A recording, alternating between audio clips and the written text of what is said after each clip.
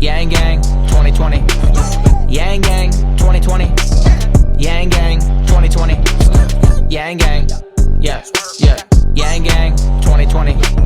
Yang Gang 2020. Yang Gang 2020. Yang Gang.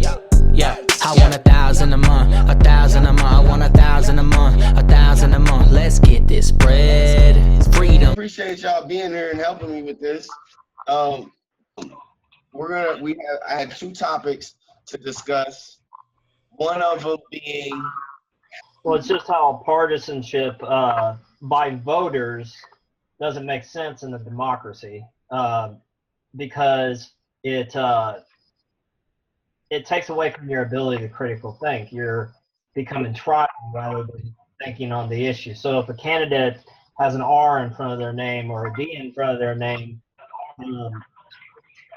you're not actually considering them on the issue. You're considering them on a party.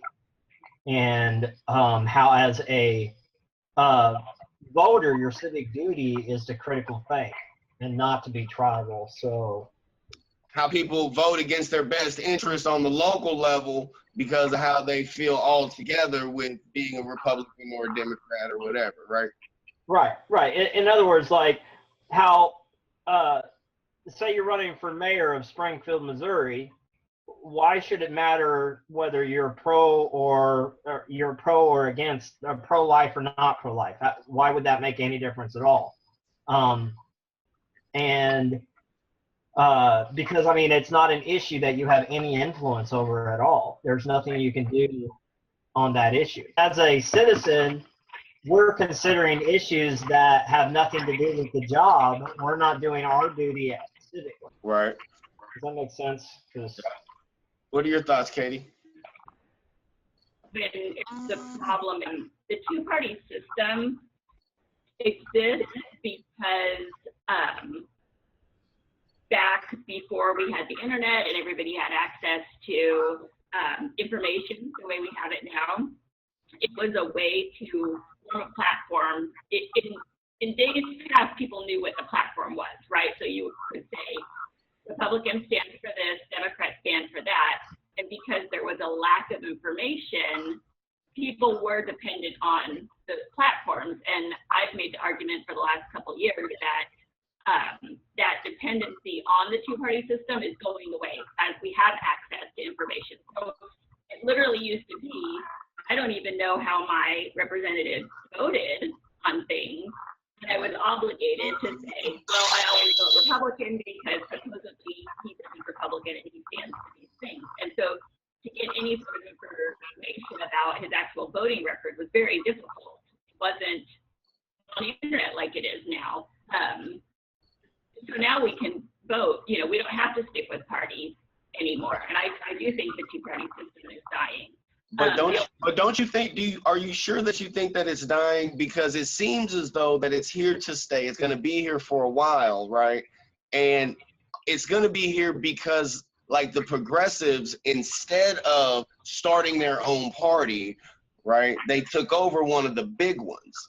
Aren't they just going to be the new predominant voice in this already two-party system? Well, people have different ideas about how it's all going to shake out, right? Like, it wouldn't be the first time that a party has died and a new party shows up and parties change names. And I could very much see the Democratic Party, the progressives on the Dem side, choosing to go by like a Labor Party or a Democratic Socialist Party, and then that being formed. In the past, even in 2016, the DNC and RNC had so much power and all the money funneled through them, and that has changed dramatically, right? Like, we have candidates running that are saying, I'm not taking court money, I'm not taking PAC money, and they're doing okay. I said, like Andrew Yang. Yes.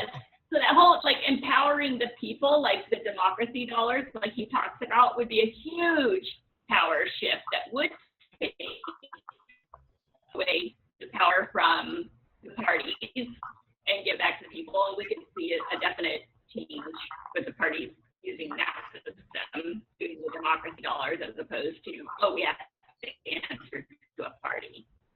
Do you think that, do either of you think that the reason we have the issue that we have with partisanship is a result of a lack of education? Yeah, I mean, you got to look at, if you look at the dynamics of who's voting, the education level, they do all the polling on that. And, I mean, predominantly uneducated whites vote Republican. You know, I mean, that's already part of the system. I think the main problem with the part, take Congress, for instance. Okay, yeah, we have progressives that are in there. Ocasio-Cortez, what's that? Adriana Presley. Yeah. We already have progressives in there, but here's the thing: other than Bernie Sanders, honestly, generally they still vote with the Democratic Party. They don't vote against party lines. Bernie Sanders, that's one of the reasons I supported him, was because he went against the Democrat Party. But we don't typically have that. So if we're saying, okay, well, we have more information on the parties or on the person, and therefore we have more information on the person, well, that's fine. But once they're in office, if they don't support the party, they get ostracized. Right. It doesn't really matter what they ran on or what they voted on before. Once they get into the actual system, they have to align with that party and vote for that party no matter what their conscience is. Right. That makes it more even? No, because the rural area is still so significantly Republican. When Billy Long ran last time, he won by such a margin, it wasn't even close.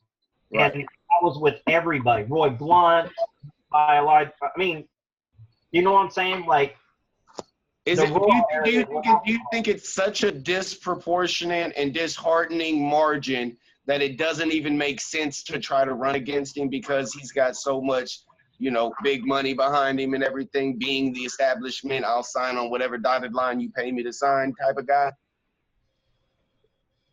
Whatever the Republican Party, the person that supports the candidate, the person who they support is going to win in the rural area, because it is franchised to the point that there's no point at this point. I mean,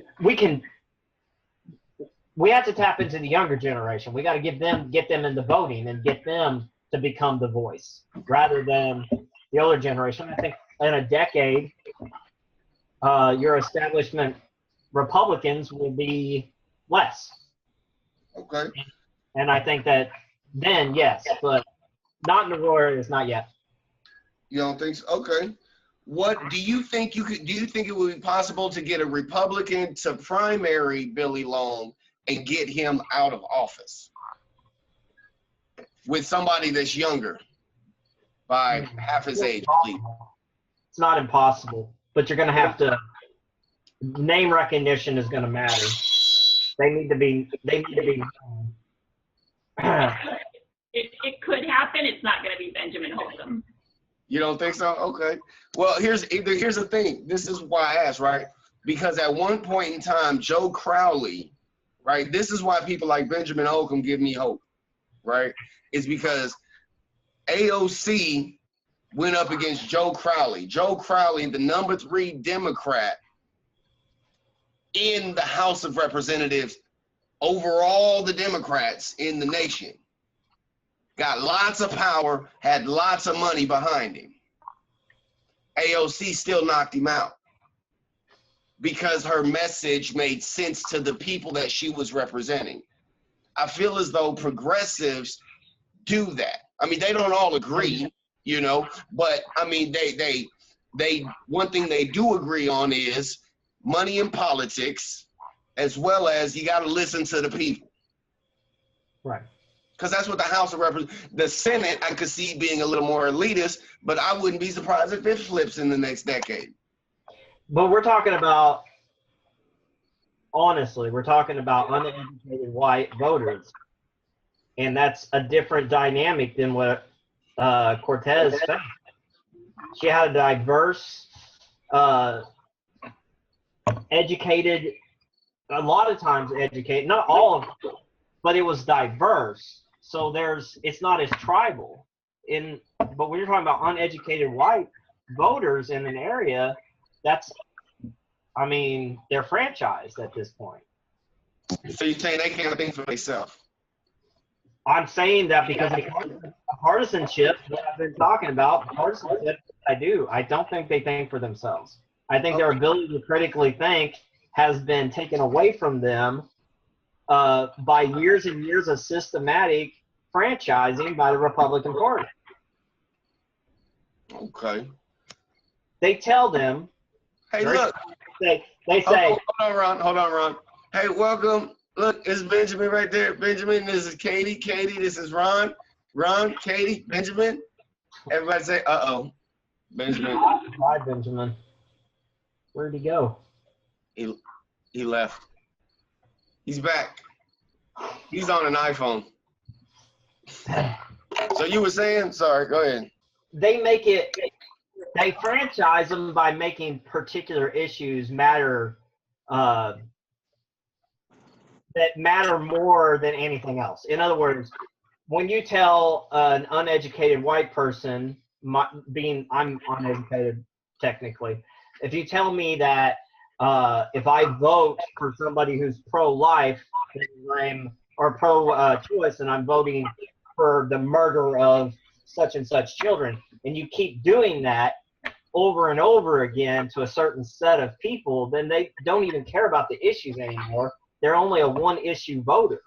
And so they franchise these people by using their religion against them, using their moral framework against them to make them not consider the actual issues they should be. And for, like I said, like a person running for mayor, who cares if they're pro-life or pro-choice? That has nothing to do with how they're going to do their job. What's the issues that matter? We need to teach the voter to care about the issues that matter. Okay, that makes sense. So, Mr. Holcolm, we just was having a discussion about, Ron was saying that Republicans are dumb. Okay. Now, wait a second. Before 2016, I was a Republican. So that would be saying, oh no, I was stupid until what, 4 years ago. Hey, you never know. Hey, everybody learns sometime. But for real, we was talking about partisanship, right? We were discussing how partisanship creates an issue because people, especially in this area, who tend to be like Republicans, will vote down the Republican line from federal all the way down to local when the local people aren't thinking about them and have no say over the issues that they really care about. Okay. Yeah, I mean, I guess I could kind of see that. I mean, I think the people that vote straight party need to learn not learn, but need to actually, go about the candidates, look at them and decide what they actually, who they think it best fits their views. But yeah, I mean, there's a lot of people, I met a lot of people so far who just vote straight down the line. Yeah. Right. And that's why that's why I thought it was, that's why I was so awestruck, I think, by your presence at the Me Too rally. Right. Because that's not a thing. That's the type of thing, like, in general, people's views of Republicans are that they would make fun of or talk down to people at that type of rally. Right.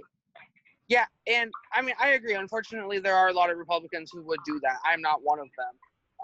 I believe that every person needs to be represented, whether they are Republican, Democrat, Independent, Constitutional, whatever. I mean, it doesn't matter. You're still a constituent, whether we agree or we disagree. Now, I personally was at the Me Too rally because of personal reasons, me being a survivor. But I mean, even if I wasn't a survivor, I'd still be there. I mean, I just feel like as a Human. What's the word I was looking for? Well, yeah, as a human, and also as a politician. I hate using that word, but it's the only thing that can come to my mind. It is my due diligence to at least be there, and listen to the stories and support all human life. Okay. Yeah, and that makes sense because that's what that's about. But the problem is, which I think what Ron was saying is that people get so locked up into these weird ideas and this dichotomy of Republican, conservative, liberals, and Democrats. People get so caught up in that, right? That if the Republicans are talking trash about a 16-year-old girl with Asperger's, and like that, they wouldn't normally do that in real life. Right. You know what I mean? At least I would hope not. Right. And they wouldn't. No, it's that whole theory of whenever we when we group up, the bigger the group, the dumber it becomes. The overall intelligence of the group drops. So whenever you're talking about a girl with Asperger's who is for climate change, and you got a certain amount of people that are just straight against climate change, that group dumbs itself down over time. I mean, it's the same with say progressives. We do the same thing. We dumb down too the larger a group gets. It doesn't matter what your prior education. It's just the larger the group, the more it dumbs down. That makes sense. Well, okay. Take Kevin Hartman. Okay. Oh, Kevin Hart, that's my guy. All right. Take him when he says that he doesn't, his kid being gay would be a problem. Okay. And we attack him. We attack him. We just attack. We attacked him. The attackers dumbed down. I mean, they all started using the same language, talking the same way. There was no original way of getting to him, talking to him, because everybody just kept taking the same talking points because the group was an attack. They weren't doing it in an individual manner. And then you take the people that actually influenced Kevin Hart was individuals that came to him with their own set of ideas, not on the attack, but with an open mind. Those are the people that actually influenced Kevin Hart. So what I'm saying is when we take an issue as a group and we attack people as a group, it doesn't serve a purpose. It doesn't help. As an individual, so you can't think of any type of time when the people came together to create something or do something or address something that it wasn't for a better world. No, of course I can. Of course, sir. What's you got? Well, my thing would be slavery. Martin Luther King and his movement. I mean, a bunch of people came together, and in my opinion, that actually made the world better. It didn't dumb it down. That's the one thing that stuck in my mind, anyway. There was a lot of different individual movements that went along with the taking down of the abolishing slavery, and that is true. Yeah. I mean, there was the Freedom Riders. There was Martin Luther. And I would say the Freedom Riders had a bigger effect. Wait. What did Martin Luther have to do with freeing the slaves? Actually, that's a good question. I mean, I was just thinking of the I Believe speech and how many people that were there listening to it, and how, in my opinion, everybody came together and one big mass group. And everybody just talks about Martin Luther King and what he did. So, I mean, that was the person I thought of, or the movement or group. Katie, what do you think? Yeah, linear time is a thing. So we can't really credit Martin Luther King for freeing the slaves. That's my take on it. Yeah, Abraham Lincoln technically had a big part in that. But even Technically. even that movement, though, the abolishing of slavery was done by people who were systematic racists. I mean, it wasn't even done by, you know what I'm saying? Like, whenever we got the writings by Abraham Lincoln, he didn't look like such a good guy. I'm just saying. Right. Yeah. Yeah. Well, I mean, so here's my thoughts on all of them old dead dudes, right? That they call founding fathers, or great men, right? So my personal opinion is, if they was white in the time of slavery, in general, I have a blanket statement for all of them, and I don't give two shits about nothing that they said, personally. That includes the Constitution. I can accept the Constitution in its present day because of what it is, right? But when you make an entire foundation of a country on a bunch of bullshit, right, then you're gonna build on top of that more bullshit.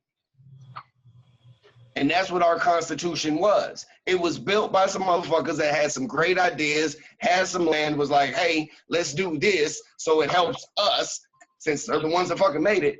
If I made some shit, if I built a house, I'm gonna make it nice for me. That's what they did. They did the same thing.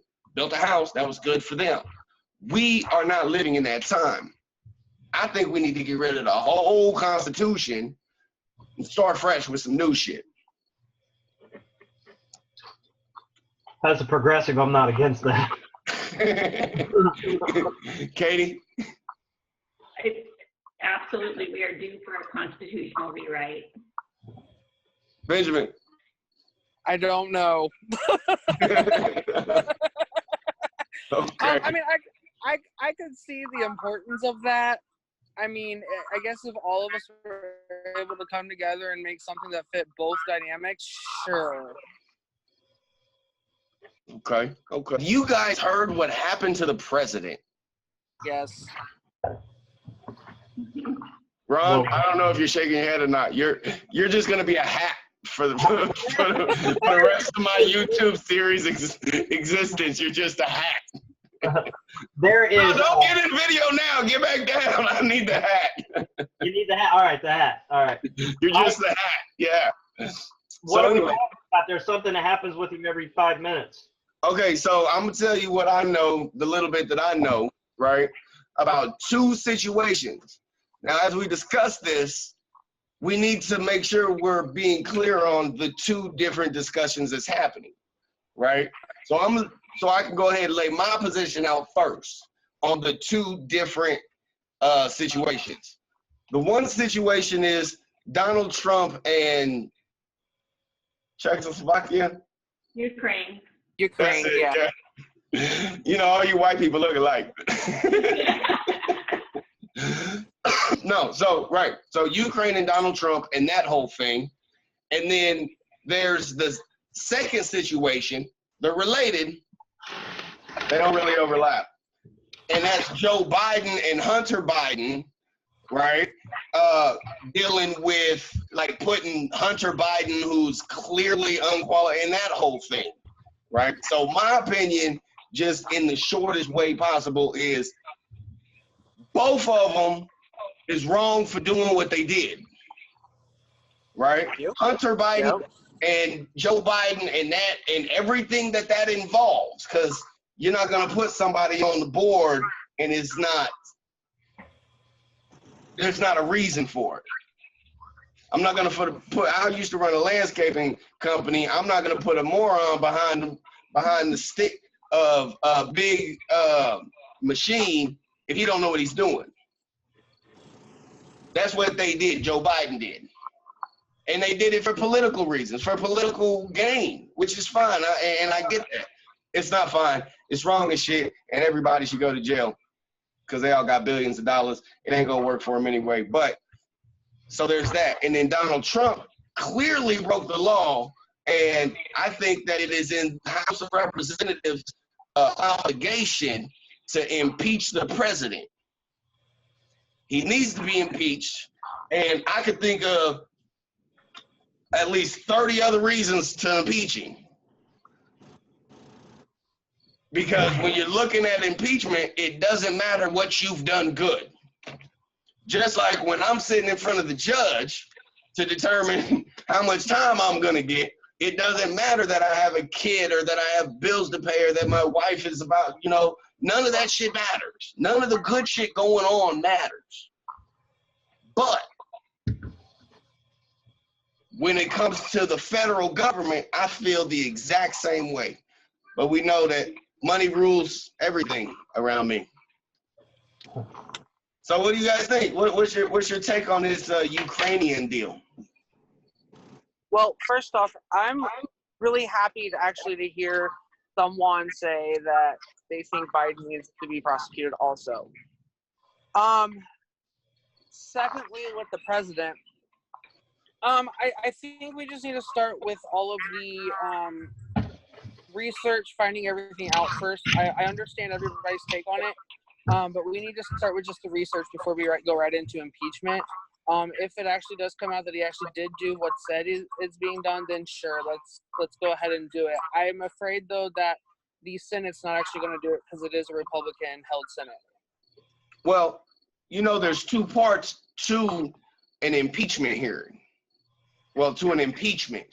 And technically only one part, and it's in the House of Representatives. Impeachment happens in the House of Representatives, period. Okay. Right?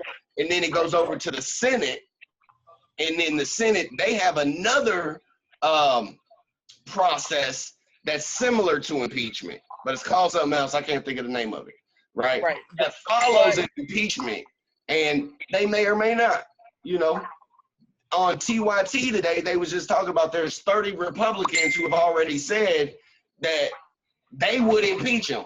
30 Republicans, along with all the Democrats, is enough to get him the fuck out of there. That would be a supermajority, yes. But they also said it was 30 Republicans if it was a private voting. Right.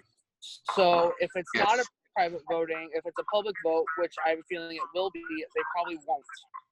Of course it's going to be a public vote because Mitch McConnell, right? Yes. Right? So, hey, who? By the way, I just want to say on the Biden thing, to be fair, okay? If there is anything found illegal, I have no problem prosecuting Biden at all. If there's found anything found illegal, the problem is, how long have we been here? There has been no evidence to show that there's anything illegal. So, well, first of all, I don't think the president should be able to slander a citizen. And whatever you think about Biden, and it's fine when it comes to Joe Biden, but Hunter Biden not be slandered by the president without any kind of evidence. Well, how was he slandered, though? I mean, accusing somebody of a crime ain't the same thing as slandering them. Let's hang tight for a little bit longer. Okay. Hunter Biden works in a field where he's basically going into a different country, and because of his ties, he gets a position so as to bring them the influence that they need. He's good at his job because of who he is. All right? But that's a private citizen. The president should not be attacking a private citizen. How is he attacking him? I mean, if he's basically threw him under the bus. He's sending the attorney general to the freaking president of the Ukraine and telling him to investigate a private citizen. But that's not the same as attacking a private citizen.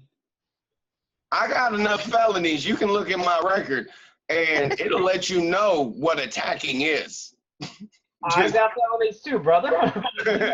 So no, but seriously though, if he, so I what agree. What did Hunter Biden do that you're against?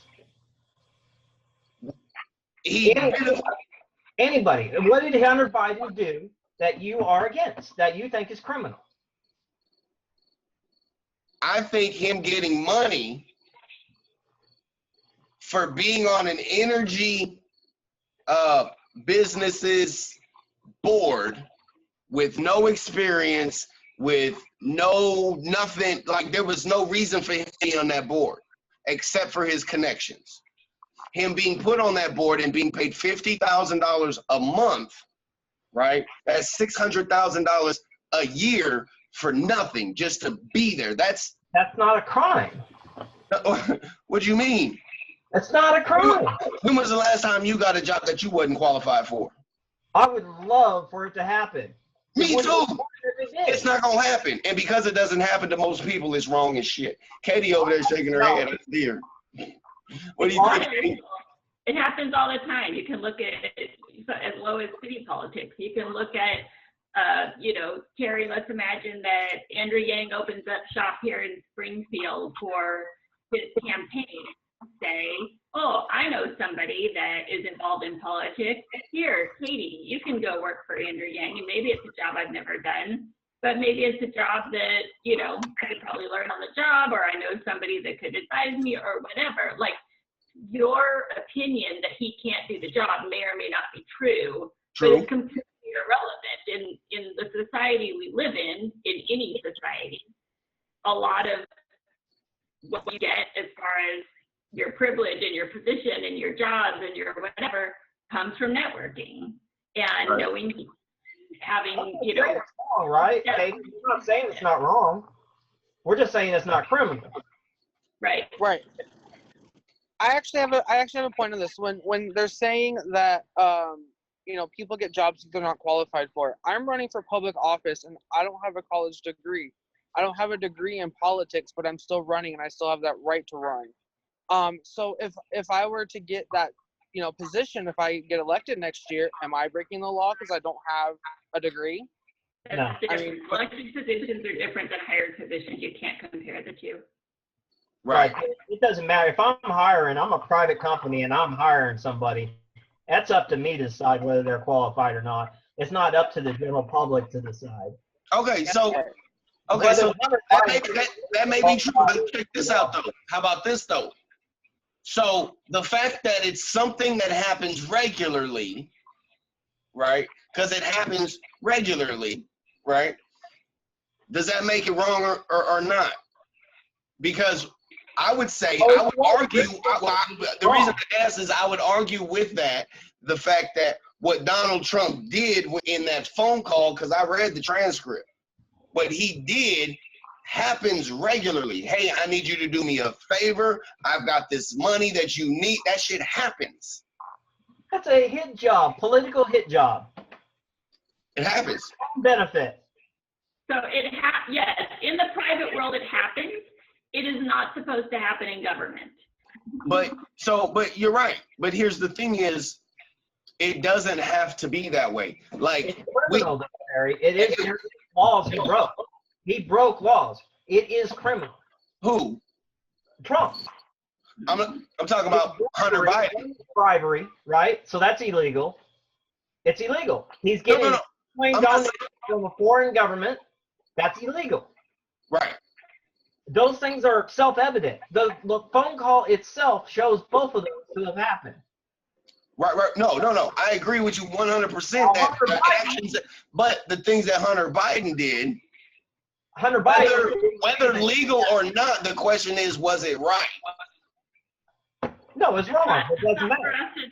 I don't have those conversations.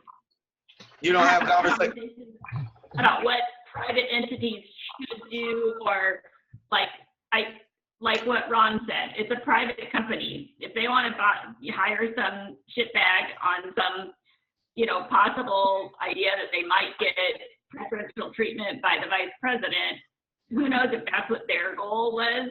So long as there's no evidence that happened, there was no wrongdoing. And when we're looking at government officials, that's all we can do. That's all we can do is say, is it illegal? Was it unethical enough to impeach or whatever? But I don't know. I don't think it's worth time. investigating or freaking out about Hunter Biden. So does it make a difference, Terry, that the prosecutor that Biden removed was slow walking the case against the company that Hunter Biden was working for? Wait.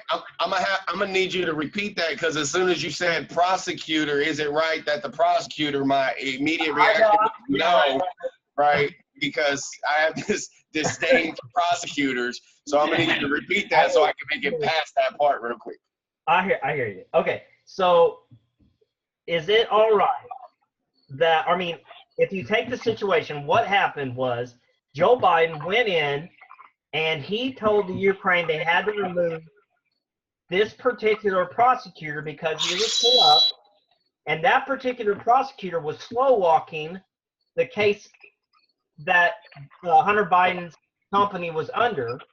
So it benefited, it did the exact opposite of benefiting Hunter Biden. It actually caused a less corrupt prosecutor to come into power, and he didn't slow walk it any longer. He actually looked at it.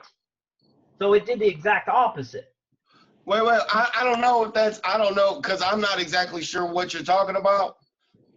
However, what I would say is, if he was there for more than a month, he benefited. $50,000 a month, man. You know what I would do with $50,000 a month? Better question. You know what I would do with $1,000 a month? What's up with that? Ivanka Trump did the exact same thing in China just last year. Right, because it's something that they all do. Well, no, but it's not the same thing in that you don't have Trump going into China and attacking a prosecutor who is slow walking a case against her company, because he wouldn't do that. He would let that prosecutor keep slow walking the case. Okay, so let me ask y'all this. So they've started the impeachment inquiry. Will the House impeach him? Yes. What do you think, Ron?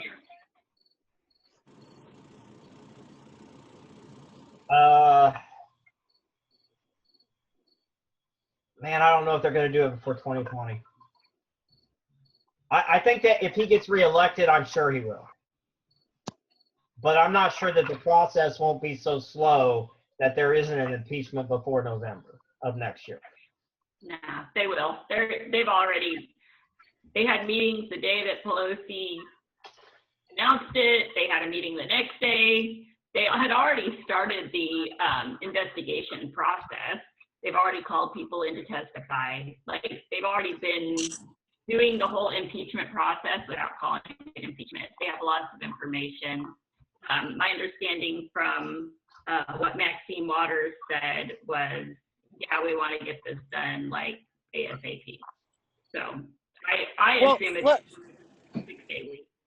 Let me ask a question to the rest of the panel really quick. Do you think they're wanting to go so quickly because they're scared about November 2020? They should be terrified about November 2020, not because he's going to win, but because he said he'd hack the election. I mean, Oh, okay.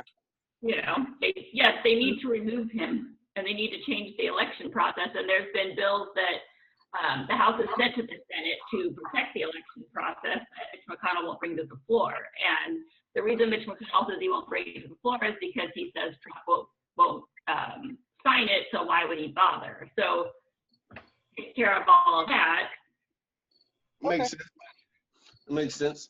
Okay, so I guess my next question then would be, who do y'all think is going to be our next president? Donald Trump. Just saying. Katie? Ron? I think it'll be Bernie, but I'd vote for Yang if he got the nomination. I think it's going to be Elizabeth Warren, and I'm really disappointed at that. Really? She has made a lot of movement lately. I'm not gonna lie. Just saying. Well, she has so much momentum. Yeah, she really does.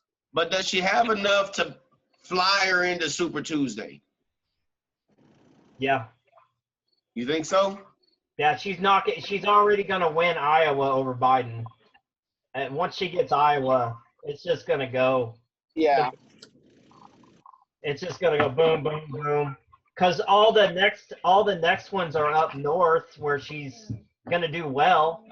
Right. Her only true opponent up north is Bernie, and Bernie won't take her on, so he's going to lose to her because he won't go against her. So, yeah, Elizabeth Warren's going to be the next president. So you think in a Warren-Trump matchup, Woo. Warren is going to beat Trump? Yes. Do you think Warren is going to be able to get over the Pocahontas? You think she's going to make it through the Pocahontas deal? She'll win because of suburban women. She'll win because suburban women will show out. That's why she'll win. You think black people? You think black people will show up for her? Yeah, they'll come out for her. I believe it. I think the Pocahontas thing is going to be the height of the general election. Oh, it'll be fun hearing it. Yeah. Yeah, definitely. It'll be That's interesting. dumb, though. That is dumb. That is the dumbest. Look. No offense, though. She walked herself into it. Well, here's the thing. If that is even a factor, right? If that's even a factor, then a majority of America is stuck in 6th grade. Because it is, you're saying that it hinges on how well his insult stands up the test of time and the people today. Well, Hillary was unpopular, so everything that he did towards Hillary stuck. Right. Elizabeth Warren isn't unpopular. He has to make her unpopular. Calling her Pocahontas isn't enough. He has to make her unpopular. But it's effective. But he's got to make her unpopular. And he won suburban white women in 2016. He's not going to win at this time. He has no chance. Wait. Look, you're aware that Trump only needs 30% of the Republican vote. For what?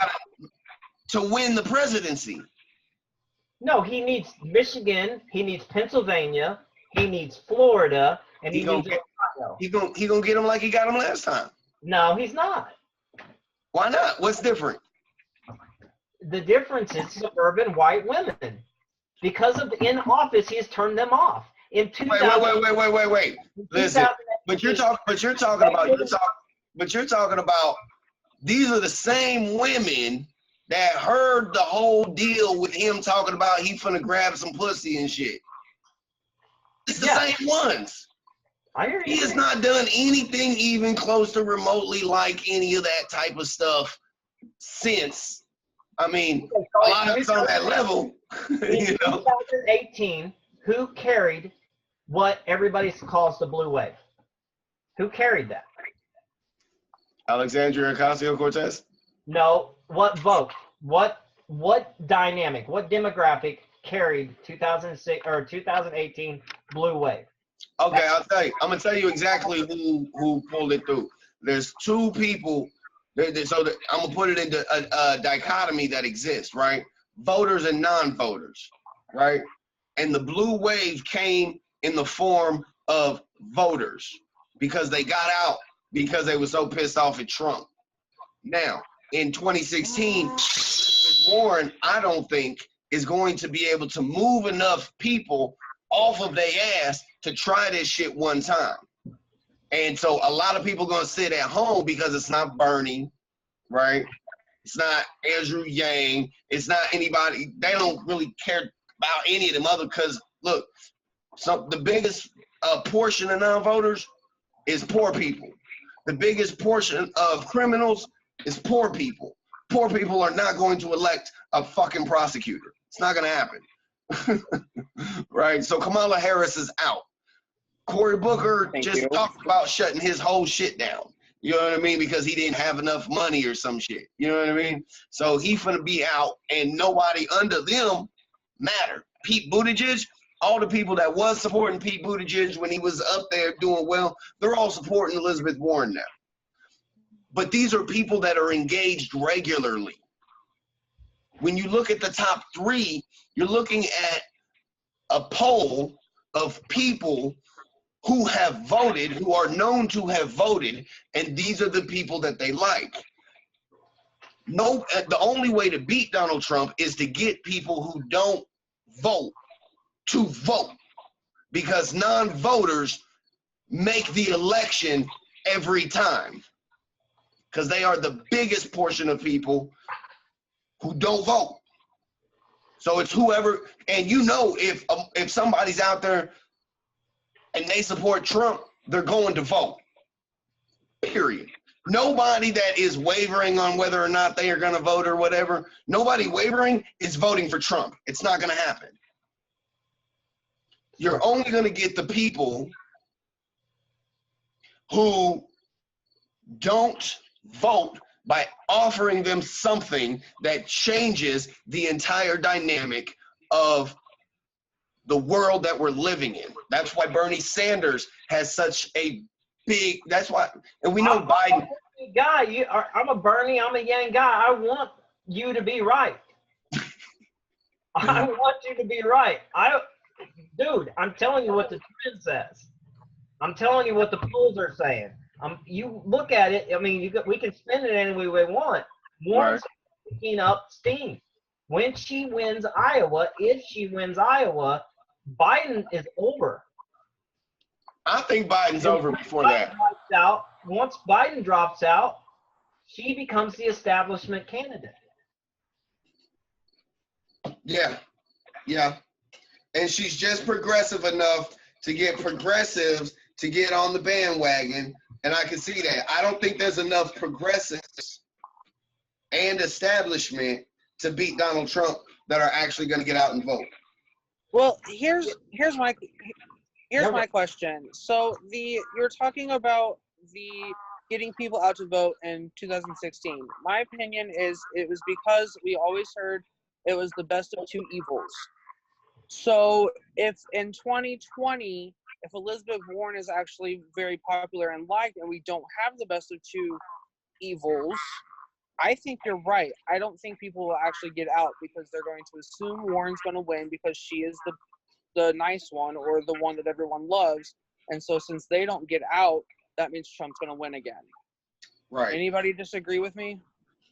I do. I don't think. Okay. The reason I disagree is because of hatred for Trump. Because he is absolutely hated. If Elizabeth Warren, if she's walking away from it, then maybe I can see your point. But if she's not walking away from it, people who hate Trump are coming out. I mean, he's hated. I think people are. I think so because it's not hard to get used. It's not hard to get used to the fire when you're a frog in a pot boiling, right? It's not. And I think people are getting so used to waking up in the mornings nowadays wondering what kind of bullshit Donald Trump has, tweeted or whatever. You know what I mean? What's the latest scandal? And he's got this nice little way, Teflon Don self, that it doesn't really stick and it just keeps everybody in tatters over here while he just goes on about his business, doing what he does, making the world the way he wants to make it. So, and I don't think that there's also a lot of things that we're not counting in here. We're not counting where's the economy going to be. We're going to be in a recession. And if we're in a recession, then there's no way Trump wins. He loses. I can see that being possible, yeah. He loses the business people. Those are the people I know that voted for him that can be flipped. There's still a lot. I mean, look, if, say, you get, say when Cory Booker drops out, when Harris drops out, when Buttigieg drops out, say that the polls start to show, say, Yang at 20%, Warren at 25. All of a sudden, Yang is even more viable. Then the fact that he's actually a better candidate might actually matter. Right. So, hey, so what's your platform, Benjamin? You mean just in general? Like, what do you mean? What are you going up against Billy Long with? Basically just being more out there, more visible, and not hiding in the shadows and being scared. Okay, that's some Buttigieg type shit. That's not a platform. So, what are you running on? What am I running on? Policies? No. I mean, that's basically all I've been. I mean, that's what all I've been doing is just being out there more, and actually interacting with both sides of the aisle, not just being contained to just the Republicans. And I mean, that's what I've been using. That's what I've been running on so far. It worked somewhat okay. In 2018, I got 7%, and I'm just doing more of that now, and hopefully, it will actually play off this time. And I am spending more money of my own. Money up. So, but I mean, so why would somebody want to vote for you over Billy Long? Because I'm just an American who drives a semi. I'm not an established politician, and I have no desire to make millions of dollars. Like I said, that's what I'm using. And, are you going to be accessible? I'm sorry? So you're going to be more accessible than the guy who you talk to? Yes. I am actually holding a town hall, if any of y'all are interested, next Saturday at Brentwood in Springfield from 12:30 to 2:30. And that's going to be the first of many town halls in the next year. Okay. So, hey, out of curiosity, because of the position that you're in and Billy Long having been in position for 6, 7, 8, 39, 500,000 years and shit. Since 2010. So, just saying. So, do you get any feeling of hopefulness knowing what Alexandria Ocasio-Cortez's journey was to get to her position? Yes, I was actually very happy when she won in 2018, and I've been following her since then. I may not exactly like her policies that much, but I love what she's doing. I love the fact that she's actually out there, and it gives me hope that a 20-something-year-old complete nobody can come in and win an election. Yes. Benjamin, do you know how much Billy Long spent on his last campaign? I know it was in the millions. Do you know how much Jamie Schoolcraft spent? Oh, I do not know. Probably, I'm going to say somewhere between 10 and 20,000, maybe. Okay. You're incorrect, and that information is available on the Secretary of State website. How much do you plan on spending? As little as possible, being honest with you. I don't, and the reason I say that is because I don't believe money belongs in politics. I believe more in face-to-face communication. I understand, though, that money does win office, but I am trying my hardest to keep as much money out of it as possible. Now, I have spent almost 600, less than 1,000 so far just this year. I'm about 600 right now, and I do plan on spending more, but it's all going to be just my money, not. So you're not taking donations? I'm taking small donations from people, just not from like big PAC organizations. Okay. Hey, Katie, do you know if Jamie takes money from PACs? I don't know that. I would not be surprised if he does. But I also know that I wouldn't be surprised if he does. But I also know that he knows people that have money. His family knows people that have money. Right. Okay. Well, there you have it. That was the first panel. We had Benjamin Holcolm, who's running for the Republican Party. He's running against Billy Long and doing whatever it is he does, They don't think, well, Katie, it seems to be very strong in her opinions or whatever. But I'm all about anybody that wants to get money out of politics. And I think maybe we may have to investigate Wolfpack because maybe Wolfpack might be somebody that might be able to bankroll him some, you know, anything to get money out of politics. Because one thing's for sure, two things for certain, Billy Long got long money. So I'm gonna go ahead and end that right there, and we'll see what happens in the next week, next Friday. We'll see who we got. All right, y'all. Gang, gang. I'm out.